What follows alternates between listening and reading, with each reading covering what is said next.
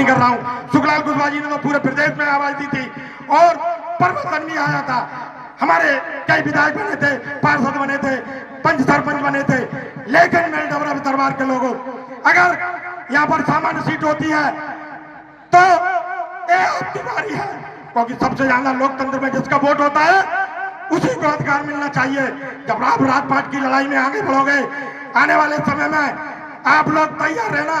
सामान्य सीट होगी, डबरा कुशवाहा बिरादरी को अगर किसी भी राजनीतिक पार्टी ने टिकट नहीं दिया तो उसका विरोध करने के लिए आप तैयार रहो, क्योंकि हमारे ऊपर जब भी लाठी डंडे बरसाए जाते हैं, क्योंकि हमारा डबरा क्षेत्र में, दरबार क्षेत्र में विधायक नहीं है।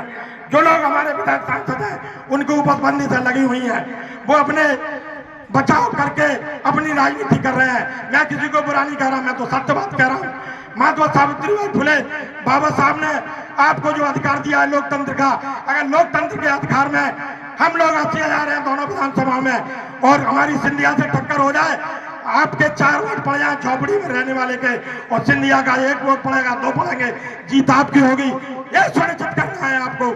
डबरा के लोगों आप लोग तैयार रहो, मैं संघर्ष करूंगा आपके लिए। बीच में आकर अन्याय होगा पहुंचाएंगे, 6 तारीख को एसडीएम को घेरेंगे, उससे कहेंगे क्यों पवाया की जमीन पर आपने सर्वे नंबरों में हेरफेर करा के गरीब के आप कत्लेआम कर रहे हो।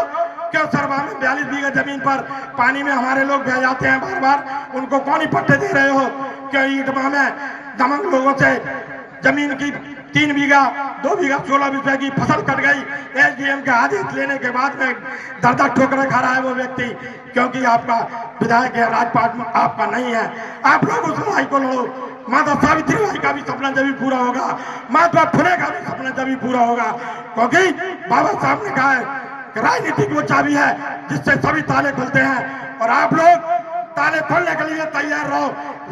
शिक्षा तो हम लड़ेंगे ही, शिक्षा के लिए हमने अपने बच्चे को अपना खेत बेचकर पढ़ाया, बच्चा हमारा 190 अंक लाया, लेकिन जिन लोगों की निगाहें 175 वर्ष पूर्व सावित्रीबाई फुले को, महात्मा फुले को रोकने में लगी थी, वे लोग आज 180 अंक पर अपने बच्चे को IAS IPS में भेजाते हैं, हमारा 190 पर रह जाता है। तो मैं ये गलत कह रहा हूँ?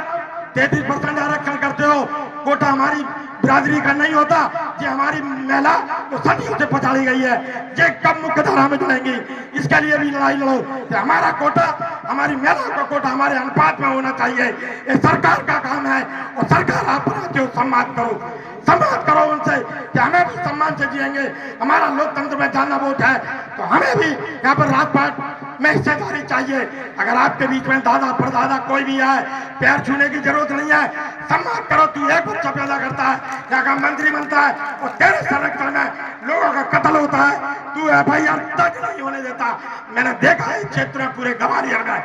क्या कारण है हमारे लोगों को चुन चुन टारगेट बनाते हो? आप लोग संघर्ष के लिए तैयार रहो। जब तक महात्मा फुले का सपना, सावित्रीबाई फुले का सपना जब भी पूरा होगा, जब तक आप राजपाट में हिस्सेदारी नहीं बन रही है, कोई बात नहीं है। एक आवाज लगा, आप लोग इस दिन संगठित हो जाओ और रोड़ों पे आओ। हम रोड़ों की लड़ाई लड़ेंगे और आपको हिस्सा दिलवाने के बाद में लोकसभा विधानसभा में जो इन्होंने गलतियां की है, हमारी माताओं का अधिकार छीना है, हमारी बच्चियों का अधिकार छीना है, हमारे नौजवानों का अधिकार छीना है, उसको लोकसभा विधानसभाओं में हम पारित कराएंगे। ऐसी सोच होना चाहिए आपकी। लोकसभा विधानसभा में जाने के बाद में आपके लोगों के साथ में जो अन्याय होता है वो अन्याय रुकेगा। इस लड़ाई को आप लोग तैयारी से लड़े, माननीय सुखलाल कुशवाहा जी का सपना पूरा करें।